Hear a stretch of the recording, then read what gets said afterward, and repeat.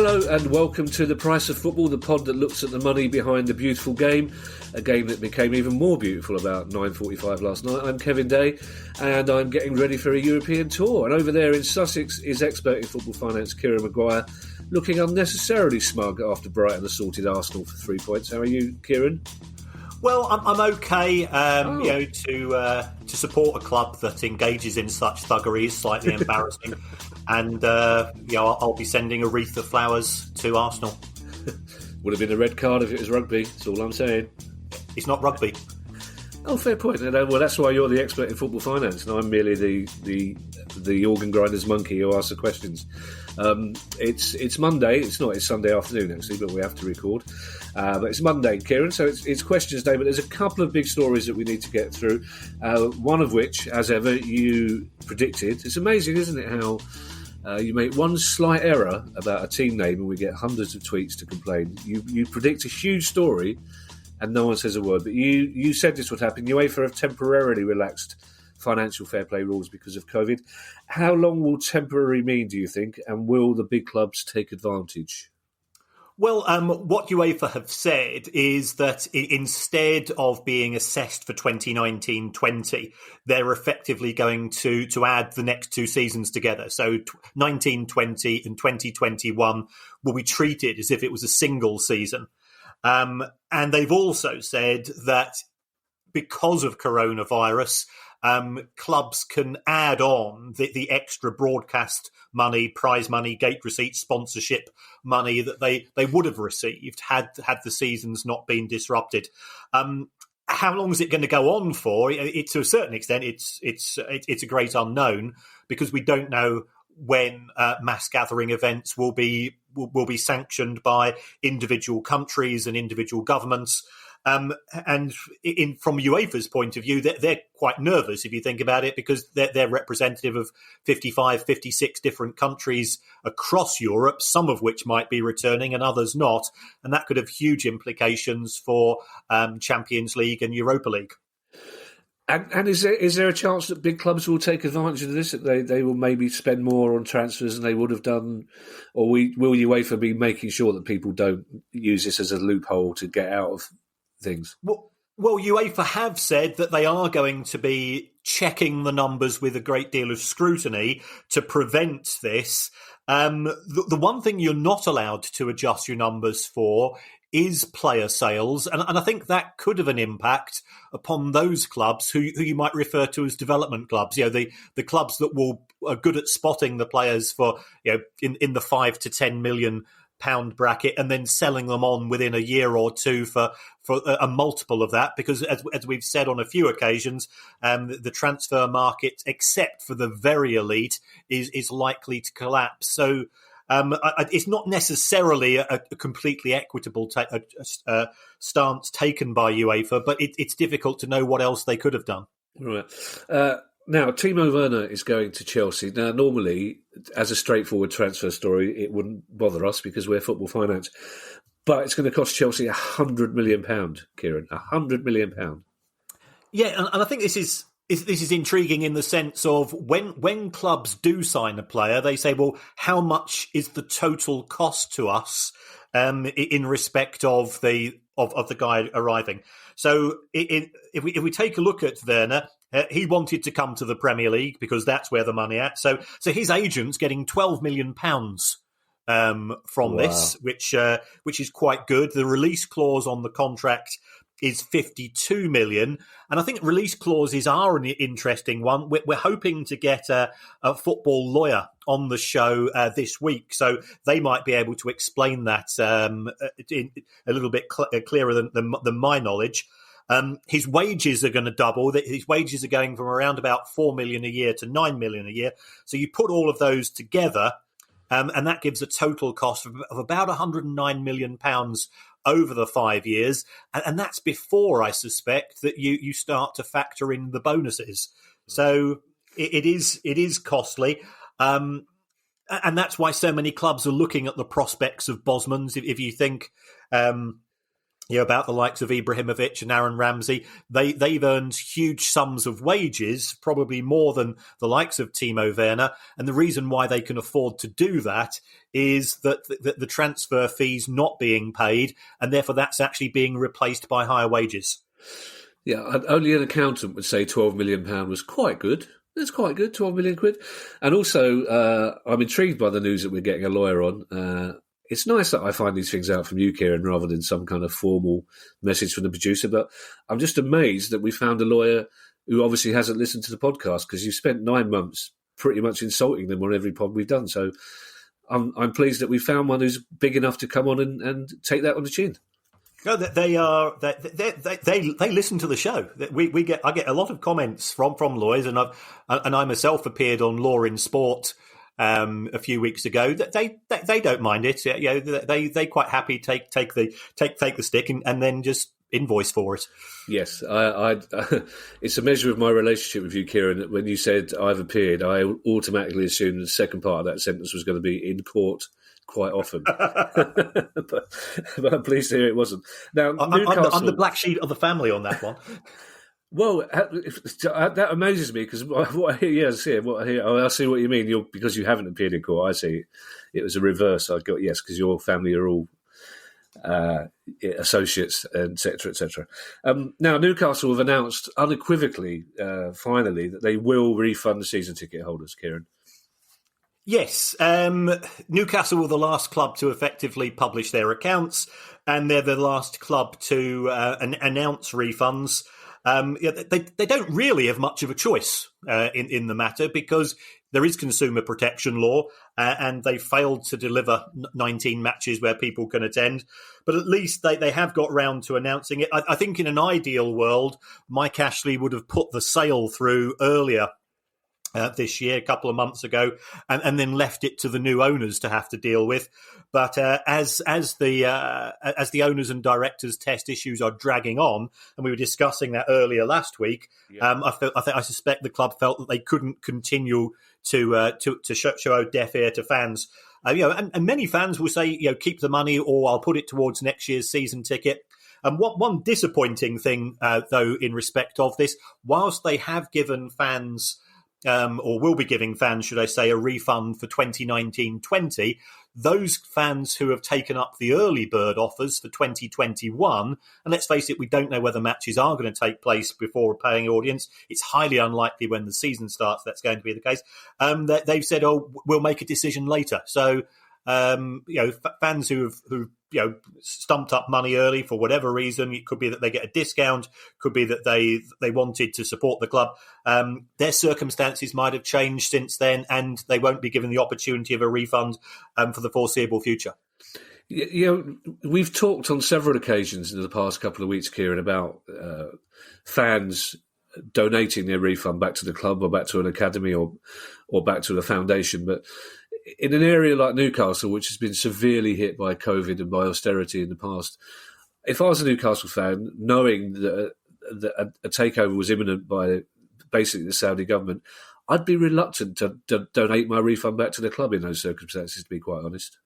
Yeah, and I think given the toxic relationship between Mike Ashley and the fan base, whereas I think we've seen for the majority of the smaller clubs, when fans have been able to afford to do so, where their circumstances have allowed them to do so, the majority have said, we'll either give the money to the club charity or to an NHS fund or back to the club itself, which has been fantastic.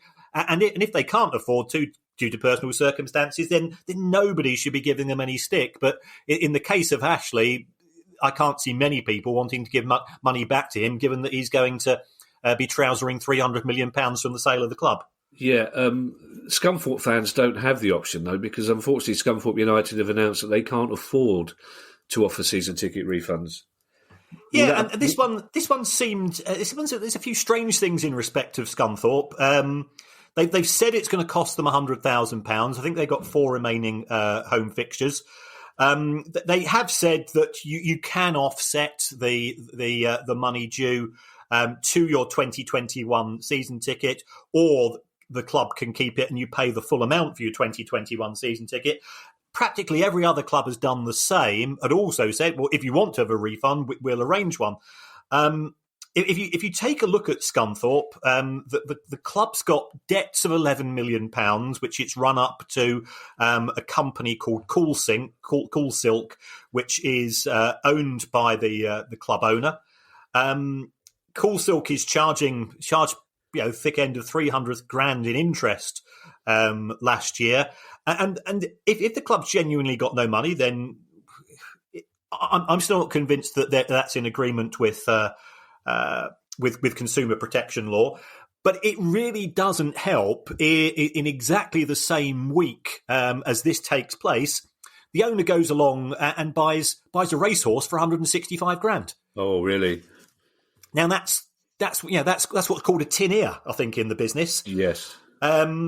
So, Scunthorpe as a club, the owners have been very supportive over the last 7 years. It's not been run as a business. The total income 24 million, wages 34. So, they've been spending far more in order to try to be successful, and it hasn't really paid off. They've dropped. They had a few years in League One, but then dropped into League Two. But I don't think it looks too clever. Have a little bit of common sense. Don't go buying trophy assets such as racehorses if you say you've got no money. And I appreciate they're separate businesses, but it just doesn't look too clever. Yeah, one day you and I will buy a racehorse together from the money we make from this pod. A tiny, tiny little racehorse called The Price of Football. It still amazes me. We've been doing this for the best part of a year now, and it still amazes me when I hear you say a club's not been run as a business. But there you go. Finally, before we get on to questions, Macclesfield have been deducted points, as you predicted, but not enough to relegate them. Excuse the pun, but what is the point so the points deduction is no sort of punishment at all then, really, is it? Well, it's not. I mean, Macclesfield have failed to pay the wages on time at least 6 times during the season. So the players went on strike. Clearly, there's a poor relationship between the club owner and the players, and the club owner and the EFL, and the club owner and the fans, because the fans don't know what's happening from week to week. Our match is going to be fulfilled, and so on. So it went to yet another EFL charge.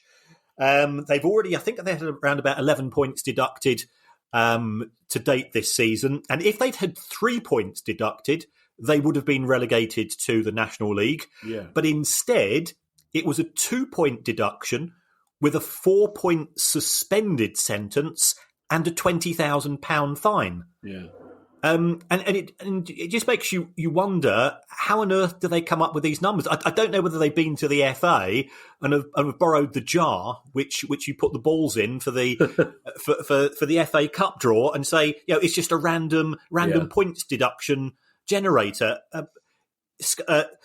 Stevenage fans are completely upset, as you can understand. Macclesfield fans are relieved, as you can perfectly understand. But how these decisions are being made, there's no consistency. There seems to be no logic. And Nicola Palios, who's one of the owners at Tranmere, she tweeted on Friday night when this came through that the clubs themselves don't know what's going to happen because there seems to be no set tariff. Nobody knows in advance, and it just seems to be very, very random.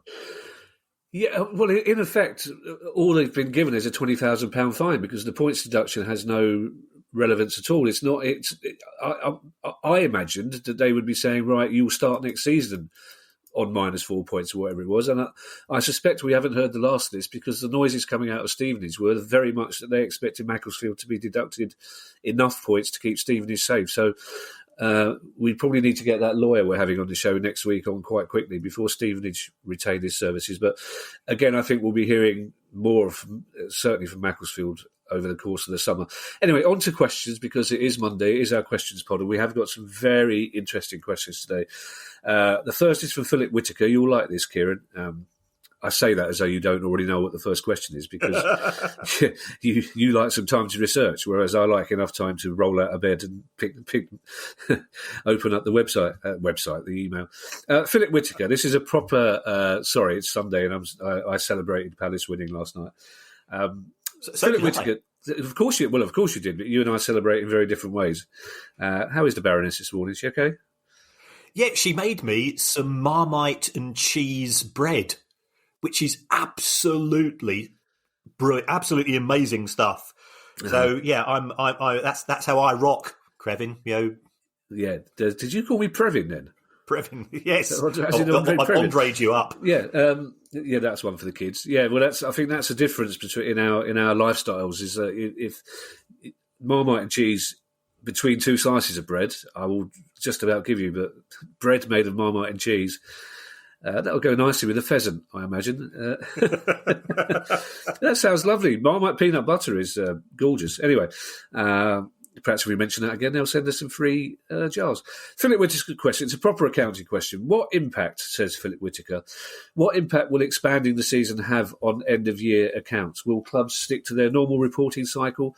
And will it make future comparisons impossible? If I answer the second question first, making the figures comparable over on a historic basis, yeah, they won't be.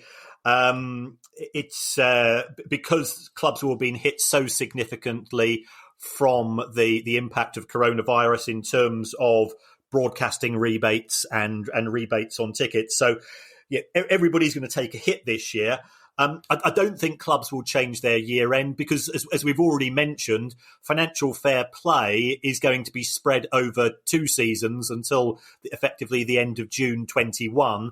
So therefore, it doesn't really impact upon clubs because one of the key issues in terms of producing your accounts is for FFP submission. Okay, right. We got a question from a regular contributor, a Millwall fan, Dave Baccarini, who we have previously said sounds like he probably knows your family from Bermondsey. This is an interesting question, though, because we often talk about parachute payments. And Dave's question, firstly, is how were the values of parachute payments decided in the first place? And by what amount could they be reduced to minimise the disadvantage to clubs like Millwall, but still provide a safety blanket for relegated clubs from the Premier League? Well, in terms of the first element of the question, parachute payments are calculated as a percentage of the money which is given out by the Premier League on an equal distribution basis. And I think we've discussed this before. There's 3 or 4 pots of money as far as the Premier League is concerned. Half the money is allocated evenly between clubs. A quarter is split between the positions of the club. So it effectively works out as about £2.5 million per each place you go up the table. And the third pot is determined by how often you're on TV. So the first pot is the one which is the critical one. And if it's your first year in the Championship, you get 55% of the equal distribution. That drops to 45% in year 2 and 20% in year 3. So it's all down to our favourites, algorithms, etc. Yeah. And it's easy to calculate in advance to a certain extent. So the Premier League having to give a rebate to the broadcasters this year will have an impact upon those clubs who are in receipt of parachute payments next year. But I think more importantly, it will have an impact on EFL clubs in Leagues 1 and 2 and the Championship in what are referred to as solidarity payments, because those are also linked to the equal distribution pot. Oh, that's interesting. Just so I can get this straight, you're not implying that the 3 clubs that get relegated from the Premier League this season will all get the same parachute payment, though? Will they? Or yeah, they'll all get 55% of what will be given to all of the Premier League clubs in terms of the amount that's being split evenly. Right. So, of all seasons, this is not a brilliant one to get relegated, is it? Yeah, it's going to be an absolute nightmare if you go down this year, because the Championship's not going to have revenue coming in next season from fans, certainly for the first few months in all probability, and you're getting lower parachute payments but not necessarily being able to cut your wages as quickly as you would like. Yeah. Okay, our next question comes from Guy Fraser. And this is an interesting one as well. They're all interesting questions, but this is something that hadn't occurred to me. Guy wonders whether part of the Premier League team's desire not to play at neutral grounds was down to advertising sponsorship. And he asked this for two reasons. Would they have had to repay advertising contracts if matches weren't held at their own ground? And with little other sport going on, could they actually bump up the prices for the rest of the season? I think you should point out, Guy, that not every club didn't want to play at neutral grounds. It tended to be the bottom six, clubs like Brighton, for example. But for the most part, several clubs were very, very keen to maintain home advantage, which, of course, we all assumed was for playing reasons. But Guy is wondering whether there were other reasons for that as well, Kieran. I think that's an interesting point. Yeah, it's one which has been looked at. If you take a look at the Premier League were initially considering playing in 8, 9, 10 grounds around the country. But if you think about it, some grounds have naming rights. So yeah, we've got the Etihad, the Emirates, the Vitality, the Amex, and so on. So those companies have paid for the naming rights of their stadium, and there could have been winners or losers there, because if the Emirates had been chosen for the neutral venues, then more matches would have taken place there. So therefore, the Emirates would have been happy. If that stadium had not been chosen, they would have been unhappy and therefore might have asked for some money back. In terms of general adverts, most adverts these days, as you've probably seen, and this is actually a Premier League rule, perimeter advertising tends to be LED based. Yeah. And it's actually quite easy to recalibrate those. So if Liverpool had been playing at Burnley for their neutral fixture, then Liverpool could still have sold that advertising themselves. So that shouldn't have been a problem. However, what you would lose out is many times, if you take a look at stadia, the seats themselves are there's a logo of a sponsor, and there's other adverts placed around which aren't around the perimeter of the ground, which would have necessitated some rebates. I don't think they would have been huge though. Right. Because the main money, my understanding is you're on around about 10 to 12 times as much for perimeter advertising. There's the stuff with the advertising random betting sites and insurance companies and so on, than for the static boards, which tend to come from sort of more local businesses. Something's just occurred to me, Kieran, because as you say, watching every Premier League game this weekend, you see a wide array of products being advertised on the LED.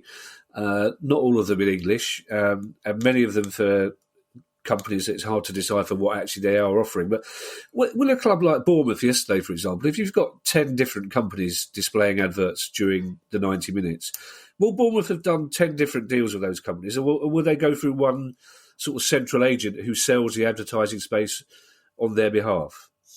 Well, I think there's a few things here. The Premier League does agree some deals effectively on behalf of the league as a whole. Right. So therefore, you will see some adverts. I think one of them's from a Turkish hair replacement clinic, which and I think that's negotiated centrally. And what happens is that you pay for 30-second slots. Right. So the Premier League will have negotiated some of those on behalf of the whole of the Premier League, and then it is down as a rule for the clubs commercial directors, and I've been trying to persuade one or two commercial directors to come onto the show to explain how it operates, and we're making slow progress, so hopefully we'll have some news on that soon. Do you know what, in my experience, commercial directors in any organisation are the ones who are more likely to stay stum than anybody else. They're like oysters. You can't get anything out of commercial people. On the subject of shirt sponsorship, advertising and sponsorship in general, I missed the days. Palace's first sponsor were a local pet shop, essentially. And I miss days like that. But this question is from Will Grieve, who I assume is a Leyton Orient fan, because Will Grieve has said that with Leyton Orient announcing that Harry Kane is taking up their shirt sponsorship, mainly to display charities on the front of the shirts. How can clubs generate income, says Will, if they have charities on the front of their shirt, like UNICEF, for example, at Barcelona, or do clubs who have charities on their shirt not necessarily need income from shirt sponsorship? Well, I think it's a good question from Will. But by the sounds of it, Harry Kane is effectively taking on the cost that Leyton Orient would normally charge to a shirt sponsor, which is a fantastic gesture from him. He acknowledges the place that club has had in the development of his career. But in terms of charities, quite often the club owner or the club board will make a decision that we want to be associated with something different. Under Premier League rules, I think you're allowed 1 or 2 games a season where the traditional sponsor can forego what's on the front of the shirt, and that can be replaced by a charity. So it is embedded into Premier League contracts. But it will cost clubs if they decide to go with a charity. If you referred to Barcelona. Barcelona were paying UNICEF £1.5 million a year for the right to have UNICEF on the front of their shirts. That was around about 2010, 2011-ish, I think, which was fantastic. I think it was a really classy act at the time. Yeah. But since then, what other sponsors are prepared to pay for the big clubs it is so much that relatively few clubs can these days afford to turn it down. Yeah, it's noticeable that Man City had I think one of their own charities, Citizens, for their game on Wednesday, didn't they? We'll have more from Barcelona later, a slightly less positive story. Sean Ryan is one of our many American listeners. Sean's in San Francisco. Hello, Sean. I hope you're safe and well. It's a short question, but it's an interesting one. Sean wants to know why there are so few player exchanges in football compared to American sport. Well, I think there's a number of issues here. First of all, if you think about transfers between players here in England, we're recruiting from the Premier League is recruiting from the EFL. The Premier League is recruiting from Scotland, Spain, Bulgaria, Italy. The pool of players is huge. Yeah. So there has to be some form of trading mechanism. The NFL is a single company, which sends out franchises, and rather than giving clubs compensation for developing players, which effectively a transfer fee is to a certain extent, remember you've got the draft system in the NFL and the NBA. And that means that the cost of developing players is actually being borne by colleges. And US college sport and the scandal of US college sport is something which I've always been amazed that has got so little interest. Because these kids don't get paid when they're at college. And quite often they get injured, and it's quite brutal sports that they're playing in. Yeah. So those are the contributory factors. Also, if you look at football, many clubs, and I think I referred to this earlier in the pod, have what we refer to as a development model. So that the likes of Brentford, where they try to talent spot, develop a player for a couple of years, sell on a profit. That's because on a day-to-day basis, they're losing money. In American sports, everybody is making money because of the salary caps that they've got, because of the centralisation of income, and because income is being centralised, everybody's getting the same amount, so therefore you don't need to pay the transfer fees. Now, that's a very good answer. It's a very clear answer, but just one point. American college sport, whether it's football, basketball, whatever, is huge. I mean, they get huge crowds. So when you say those kids don't get paid, do you mean they don't get paid, or inverted commas, they don't get paid? No, they do not. They don't get a bean. They might get a scholarship, right? And American universities are huge. I mean, I did some teaching at Stanford probably about 15 years ago, and I went to look at their facilities, and they were just stunning. They were better than 70 of the stadia that you would see here in the UK for professional football. Absolutely amazing. But it is simply just a production line. And then, of course, the draft system does sort of equalise the talent between clubs. But they are not. And I think it's one of the things that the NFL monitors very carefully. to make sure that there are no abuses. I mean, some of the scholarships might be quite generous from the universities themselves because they make so much money from college sports, because you've got 30,000 people turning up. They've got very lucrative TV deals, and unlike football here in the UK, where so much of the money instantly disappears in wages, that just simply goes straight into university coffers. Right. Okay, that's interesting. I mentioned a Barcelona question, and it comes from Dara Martin.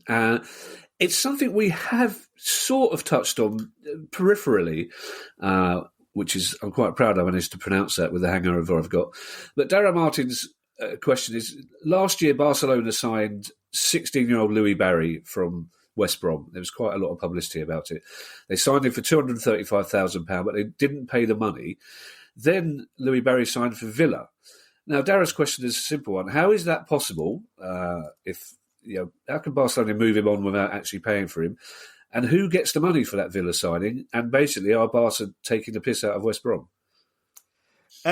Well, Barcelona do appear to be in breach of financial fair play. Whilst we tend to think of financial fair play as all about wage caps and break-even models and so on, if you go into the small print of the UEFA FFP regulations, and I wouldn't recommend that with a hangover, then... I'm not doing it full stop, Kieran, hangover or no hangover. That's your job. My job is reading questions out loud, basically. Your job is small print. Come on now. But another element is what's referred to as the football payables rule, and you have to settle your football debts. So I think West Bromwich Albion will be pursuing Barcelona via FIFA or via UEFA for the non-payment for Louis Barry. So they sold him for $235,000. I went onto the Barcelona website, and one of the great things about these big clubs is that they do publish them, of course, in multiple languages. Yeah. They sold Louis Barry, I think, for €1.05 million. So clearly they've done very well in the 6 months that the young man's been at the club. They would have to give West Brom a proportion of that in what's known as a development fee, because if you sign a player who is young and you sell him on, then the club who had him as a youth player is entitled to a share of that transfer fee. So West Brom should be getting not just the €235,000, but also a proportion of the just over the €1 million that Barcelona have from the sale of Barry to Villa. That's a big should, isn't it, by the sound of it? Yes. You can't imagine that it would be high on Barcelona's priorities, which is a shame. Now, Fraser Lloyd-Davis is a Plymouth Argyle fan, so I'm sure he'll be delighted to hear me be the millionth person to say they are a huge club who should be in the Premier League with that catchment area. As all everybody says about Plymouth, massive club. I have a soft spot for Plymouth Argyle, but mainly because my first proper girlfriend was at college in Plymouth. Obviously, I didn't spend Saturday afternoons going to see Plymouth play, but I love the city. Fraser's question: is there a way Plymouth Argyle can realistically get to the Championship, if not further, without ditching their new approach to financial sustainability? Or will we inevitably have to splash out to move on up the pyramid? So the first question, before you answer that second question, is what is their new approach to financial sustainability? Well, Plymouth have got an owner called Simon Hallett, and he's a fan of the pod as well. He has texted us and so on. So it's always nice to get things like that. He has invested in the club, and he said his aim is to make it better at generating income. So money's being put into the infrastructure, but I also think he's trying to increase the range of facilities through which the club can generate money, with a view to making it effectively self-financing. Can you get up to the Championship on a break-even model? Well, Plymouth lost £1.4 million in the last 6 months of their account. So, they show the struggles involved. But if you take a look at the likes of Burton, Shrewsbury and Rotherham, there are clubs who do operate a really tight budget, and their focus is on trying to get young managers, trying to get development through the academy and so on. And they've all managed to get up to the the Championship, or Shrewsbury have been fairly close to it. And certainly when I've spoken to chief executives at clubs, a lot of them have said sort of the Shrewsbury and Burton model, they see them as sort of the litmus test. That's something we need to follow if we need to cut our losses. So it can be done, but it's really tough, because if you take a look at Burton and Rotherham, every time they've gone up, they've tended to last 1 or 2 seasons in the Championship in recent years. But good luck to them for taking such an approach. It is achievable, but it's a tough task. Now, on a purely cynical money point of view, you and I, Kieran, support teams that have been in the same division as Plymouth back in the day, and they take huge numbers of fans to away games. Because, I mean, considering the distance, it's incredible how many fans they take to away games. My mate Bristol Mark is a Plymouth season ticket holder, and it always makes me laugh that his nickname's Bristol Mark and he's a Plymouth fan. But again, he goes home and away, and they still take huge numbers. I mean, this is a club. I'm amazed that somebody hasn't. A billionaire hasn't, because this is a club that would get 35,000 fans in the Premier League. I mean, this is a club that could be the size of Leeds United, only in Devon, couldn't it? Really. So it seems there is money to be made from Plymouth. So it's even more admirable that a club like Plymouth aren't sort of selling the farm and risking all on getting into the Championship, the Premier League, isn't it? Very, very much so. And I think it's good to have new owners coming in. And it's the first thing that they say quite often is, well, I'm going to splash this money, or they're trying to get some acceptance and affectation from fans. But here, Simon Hallett has come in, and the fans have bought into this. That they like the idea of what he's trying to do in terms of developing the ground, and they can see the longer term benefits. And sometimes it's better to build a club from foundations rather than just splashing the cash on new transfers. Yeah, I agree. If Simon Hallett is listening, he might be able to shed light on this mystery as well, because there are a lot of Plymouth fans who will tell you that the name romantically comes from the fact that the Argyll and Sutherland Highlanders were, for some reason, based in Devon during the Victorian times. I think it's more to do with the fact there's a massive pub called the Argyll Arms right in the centre of Plymouth. But maybe Simon could shed some light on that for us. You've already partly answered this next question. This next question comes from Amber Holloway. Hello, Amber. Amber says, it seems easy to collect financial data on English clubs because you just go to Companies House. But where can you find financial data for clubs in other major European leagues? And is it easy to understand or translate? So you've told us that Barcelona's accounts are readily available and in English as well. Is that the same for most major European clubs? I think for major clubs, quite often that is the case. Certainly I've looked at the likes of Dortmund and Real and so on. PSG, they give you what they want you to see in English. So you have to delve a bit further. This is an area where I do think the UK leads as far as Europe is concerned, because all clubs have to submit to Companies House, and that is freely available. And it used to cost money every time you took a set of accounts from Companies House, but I think they changed that in around about 2005.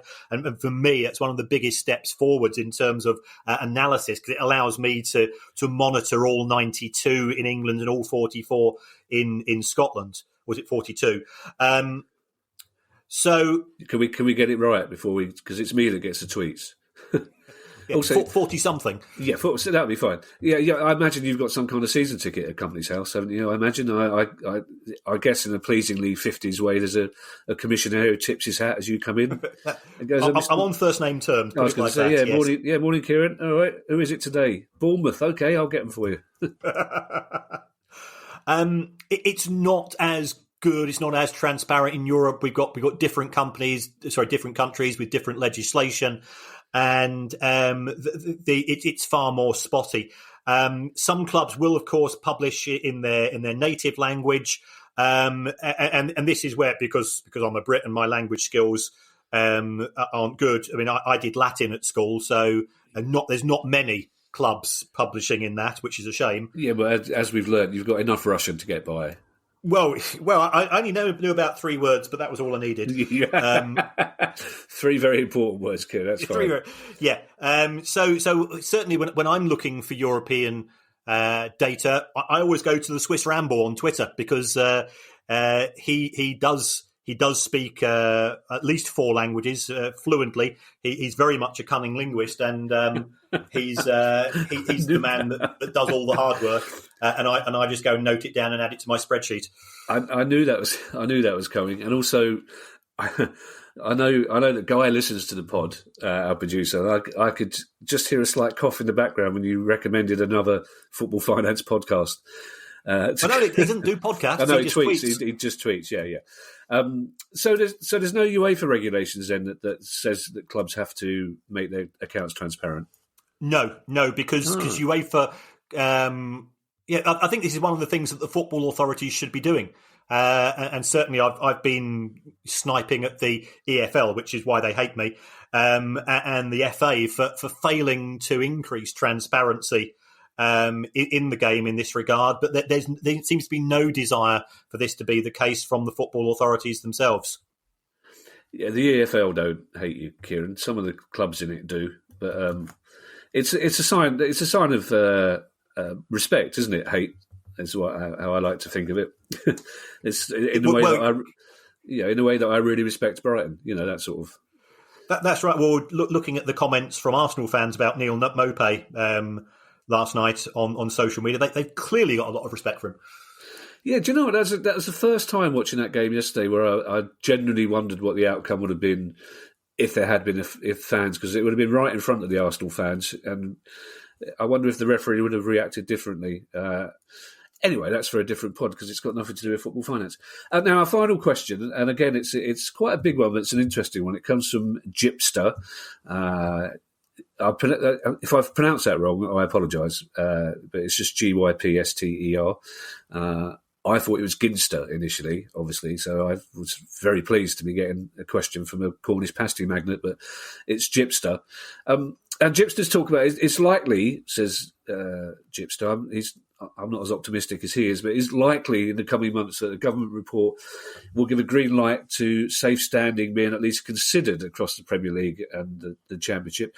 And his question is, as a Leeds season ticket holder, what are the financial implications for individual clubs and also for individual fans where fans around them are already standing up anyway, to be perfectly honest? And he's talking about not just replacing seats, but also stewarding, first aid costs, etc. Well, what we have at present is unsafe standing. Yes. I go. You and I both go to matches. Yeah. Whenever I go to an away game, I've not sat down at an away game for God knows how many years. Despite the half-hearted attempts of stewards who've got a nightmare job with regards to this. Yeah. Under the Taylor report, of course, we have all-seater stadia in England. That doesn't apply to Scotland. So what we are seeing is Celtic introduced what's referred to as safe standing or rail standing. Yeah. And sort of looking at the finances of this, a lot will depend upon the safety certificate, which is granted to the club, because how many people standing are you going to get for each seat? Looking at the different models, it's somewhere between 1 and 2. So if you take a club such as Hanover, they replaced 3,000 seats with 5,700 standing area. So clearly they will generate more money in that regard. The cost to stand is cheaper, but the overall revenue is actually higher. So that if that is the case, that would be more than the cost of first aid facilities, stewarding, and so on. And I think the only extra stewarding cost should be, in theory, is that you have one steward per X number of fans. So if you increase the capacity of stadia as a result of introducing rail seating, then there would be increased stewarding costs, but these would be insignificant compared to the extra revenue that clubs would generate, unless there are it's a 1-for-1 exchange, and the safety advisory people say we want more stewards as an initial approach. I know that Manchester United, they're trying to get safe standing. Yeah. Have you been to the new Spurs stadium? I have, yeah. First In the away end, well, yeah, that's geared night for rail seating, and that seems to be quite good. A new stadium is effectively being future-proofed. So I think actually that there is the potential to make money out of standing if you are getting 1.4 plus people standing for every one seat that's being foregone. Yeah, it's clear, Kieran, when you go to away games in the Premier League that a lot of clubs, and I think Palace are one of them, have kind of decided to turn a blind eye to standing in certain areas where traditionally the more robust fans go. I think as long as people don't take the piss, clubs are happy to let that happen. And as you say, at away games, I think stewards more or less give up. I mean, if you've got 3,000 Brighton fans, Palace fans at Watford, and they're all standing up, you can make as many announcements as you like over the PA. They're not going to sit down. But and I know there are a lot of people who say that the advent of all-seater stadiums was when working class fans started to get priced out of the game. So clubs will have to charge less if you're standing, won't they? But how much less do you think clubs would charge? I mean, if you're paying £30 for a seat at Selhurst Park, how much do you think Steve Parish would want to charge to stand at Selhurst Park? I don't think clubs would be expecting to pay less. When I go to a gig, I pay the same whether I'm standing or sitting. In fact, that doesn't tend to bother me.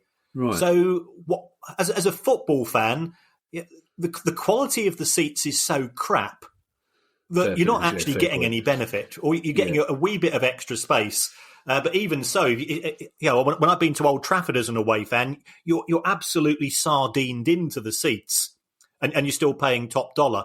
So if there is a discount, I think it will be a nominal one, and therefore clubs potentially could make more money from this if you increase the number of people standing by 40% and you cut the costs by 10%, then the clubs could be a bit in benefit. Yeah, I was trying to think of examples where you would not be happy to pay as much. The only thing I could come up with was the Globe Theatre, which I go to a lot, and of course I always pay to sit down. I wouldn't be happy to pay the same money to sit down at the Globe as I would pay to stand, but that's blowing my credentials as a down-to-earth working-class football fan. That's interesting. I mean, I think my guess is, Kieran, that you probably think the same way as I do, that safe standing should come back. I can understand why Liverpool would be one of the clubs that are reluctant to commit to it. Of course, we would all understand that, but I think for a lot of fans, a safe standing area would be a welcome return, wouldn't it? Yes, and I think the Spirit of Shankly, which is one of the Liverpool fan groups, they asked their members, and overwhelmingly, I think they would welcome safe standing. What happened at Hillsborough, we should never forget, was down to the incompetence of the people organising that fixture and policing that fixture and stewarding that fixture. It wasn't down to having terraces per se. If there hadn't been cages in those days, if football fans had been treated as people instead of herded animals, then that would have helped as well. Yeah, and if people like Lord Justice Popplewell had taken the opportunity after the Bradford fire report to remove fences, as was recommended by safety experts, that Hillsborough wouldn't have happened. You're absolutely right. We should never forget that. You're absolutely right. That was the last question from Gypster. As ever, they've been interesting questions, and I really enjoy the questions. But I love the news pod, Kieran. Of course I do. Any half hour I get to spend in your company, albeit remotely, is a pleasure, Kieran. If you have, I don't know why you're laughing. I was genuinely trying to be sincere there, but in that middle-aged bloke way, you just go, I'll have to laugh at this. It's like, I sent a nice message to my friend Roy last week, who asked us a question, and all my other mates just accused me of being soft for saying nice things about somebody we love. It's a terrible male thing to do. If you have questions for us, it's questions@priceoffootball.com. We will be back on Thursday after some more football games. It's brilliant to have it back. And it'd be lovely to have you back too. So, Kieran, have a good next couple of days, and I'll see you soon. Thank you very much. Stay safe, boys and girls. Thank you. You didn't say that last time. A lot of people commented on it. They said, why does he not want us to stay safe this weekend? It's your catchphrase. See you later. Bye-bye. Bye. The price of football.